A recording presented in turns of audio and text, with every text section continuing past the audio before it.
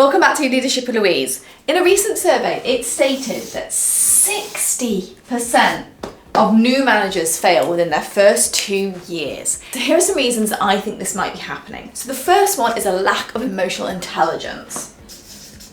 Many new managers struggle because they haven't developed their emotional intelligence that's just necessary to understand and respond to their team members' emotions. This can lead to things like miscommunication, unresolved conflicts, and just real lack of trust within the team, making it difficult for new managers to really lead effectively and for their teams to trust them. The next reason I think this is happening as well is because new managers are still focused on the me and not the we.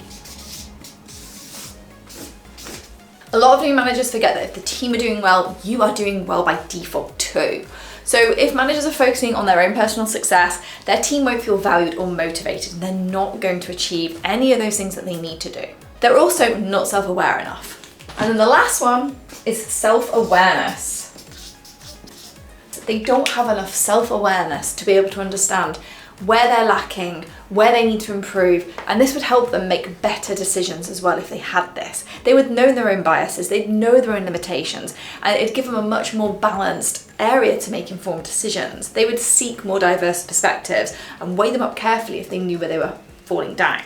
So how can you improve all of these things? So let's start with self-awareness. Self-awareness can be improved by maybe writing a journal for a couple of weeks or just taking some time to really have a retrospective. How did you react to different situations that were happening within your team and within the company? How did you react to change? What stress factors are there? What emotional response do you have? Being able to understand this will really help you know where you're lacking and where you need to improve, and also where to call upon your team for further advice and information. You can also ask a peer or a manager for feedback too. This is going to make yourself really vulnerable, but that honest feedback is super important and definitely worth it. Taking a look at the next one, focusing too much on the me and not enough on the we. This is something that you need to change your mindset on, because ultimately before that, you would have had your own set of goals, your own set of targets that you individually were looking to achieve. You might have worked with other people on them, but ultimately they were your goals and they were all about what you were doing within the company.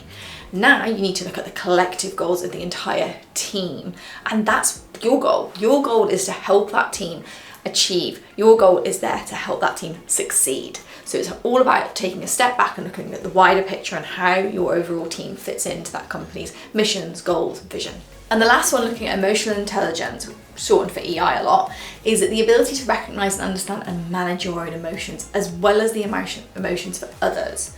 So for new managers, developing emotional intelligence is just essential because it will directly impact how you lead and communicate and build relationships within your team. Emotional intelligence can be built up of some of these different things. So self-awareness will play a massive part in this, and your emotional intelligence of understanding the we more and looking at how that team's performing together and what you can do to help that team. How are they looking at things? How are they reacting to things? How are they understanding things? So the we and self-awareness will help you with your emotional intelligence. Being a successful and confident manager shouldn't be hard. We shouldn't be seeing 60% of managers failing within their first 2 years. Another reason for this is the lack of training and induction that people are getting. So I've jam-packed 10 years of my experience into my new manager course for people to actually learn and understand how to be a brilliant manager.